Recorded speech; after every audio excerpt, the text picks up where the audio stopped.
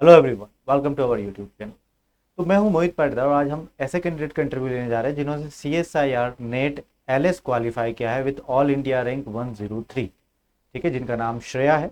Shreya, welcome to our YouTube channel. Thank you sir. Okay, Shreya, congratulation for qualifying CSIR NET LS exam. ठीक है, from my and thank you from so I much F S sir. Team as well. और Shreya, first of all introduce yourself. Sir, my name is Shreya Chapani. I'm from Amravati, and I got rank 103 and 91 percentile in I qualified CSIR Net LS 2023 December. Okay, 2024। Okay, हाँ, it's okay. हाँ ठीक है, हाँ, बताइए और। Sir. Okay. Sir मैंने 2023 को IFS join किया था और मैंने रिकॉर्डेड लेक्चर लिए थे सर के। और उसके पहले मैं सेल्फ स्टडी कर रही थी और मेरा स्कोर इतना भी अच्छा नहीं था। I got 61 percentile when I was not join IFS. तब मैंने सोचा कि ऑनलाइन क्लासेस ज्वाइन करते हैं करके। तो मैंने पहले रिकॉर्डेड लेक्चर लिया था और उसके पहले मेरे 81 परसेंटाइल थे और फिर मुझे एक कॉन्फिडेंस आया कि मैं कर सकती हूँ करके। फिर मैंने बाद में और रिपीट क्लास करे और अभी मेरा अबव 91 परसेंटाइल आया और एलएस क्वालिफाइड हुआ है। तो मेरा ऐसा था कि मैं शुरू से इतनी स्कॉलर स्टूडेंट नहीं थी। I was not top in class. Okay, तो ओके, मैं इट्स ओके। एवरेज स्टूडेंट रही हूँ। तो सभी जो स्टूडेंट एस्पायरेंट है उनको सब सिर्फ यही बताना है कि आप एवरेज स्टूडेंट हो, फिर भी आप ये सब कर सकते हो। और मेरी एक डेफिनेटली। स्ट्रैटेजी सर ने बताया था कि स्ट्रैटेजी अपनी खुद की एक स्ट्रैटेजी रखी थी मैंने कि पहले सबसे पहले तो मैं अपना सी पार्ट ही लेती थी। हम्म। 70 क्योंकि वो बहुत ही ज़्यादा टाइम टेकन था।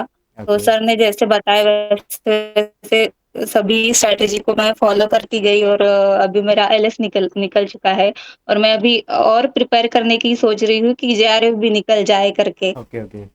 Yes okay, sir. श्रेया, बहुत ही अच्छी बात आपने वो बताई है। और डेफिनेटली, और ये आपसे बड़ा इंस्पिरेशन इन सारे एस्पिरेंट को मिलेगा कि ठीक है, एक एवरेज स्टूडेंट होते हुए भी आपने एलएस क्वालिफाई कर लिया है और आप डेफिनेटली आगे अप्रोच यस करेंगे सर। जेआरएफ के लिए भी। ठीक है, तो ये एक बहुत बड़ी हाँ बात सर। है और ये बहुत कुछ सीखने को भी मिलेगा। ठीक है, कि इन सारे एस्पिरेंट को। Yes sir. श्रेया, ठीक है, मुझे बताइए कि ठीक है, आप कैसा फील कर रही हैं, घर पे सब कैसा फील कर रहे हैं, क्योंकि एक एवरेज स्टूडेंट से C S sir I NET बहुत। एल एस क्वालिफाई करना बहुत हाँ बड़ी हाँ हाँ। बात है ना? बहुत बड़ी बात है, सब पेरेंट्स बहुत खुश ओके। है। तो all thanks to IFS, all the team of IFS, आपको बहुत-बहुत थैंक यू कहना चाहती हूँ मैं। मोस्ट वेलकम, मोस्ट जो आप वेलकम। एग्ज़ाम मैपिंग सीरीज़ ने मुझे बहुत ही ज़्यादा हेल्पफुल थी। ओके। जो बिफोर 1 मंथ जो स्टार्ट हुआ था Mahakumbh series and okay. JRF series था, तो वो एग्ज़ाम मैपिंग सीरीज़ ने मुझे बहुत कुछ मतलब स्कोरिंग पार्ट स्कोर कर चुकी चुकी हूँ मैं अपनी एलएस आईएफएस में। Okay. Okay. So it was very thankful. पूरे ओके। आईएफएस टीम को मैं थैंक यू कहना चाहती हूँ। Okay Shreya, most welcome Shreya. Shreya, आप मुझे बताइए कि टोटल 30 मिनट्स थी। ठीक है, आपको वो यस कवर सर। करनी थी। तो पहली बार जब आपने सिलेबस देखा था तो कैसा मतलब आपकी रिएक्शन कैसी थी? सर सिलेबस तो वैसे बहुत बड़ा था, बट मैंने पहले तो मैंने जो इजी वाले सिलेबस टॉपिक थे वो मैंने कवर ओके। किए थे। मैंने पहले तो 10 यूनिट का टारगेट रखा था, फिर बाद में मैं बढ़ते मतलब 11 यूनिट वगैरह करती गई तो फिर वो होता चला गया। और अभी स्कोर स्कोर आ चुका है अच्छा, तो मैं होपफुल कि मैं पूरे 13 यूनिट अभी कर पाऊँ और जेआरएफ निकाल निकाल पाऊँ अभी।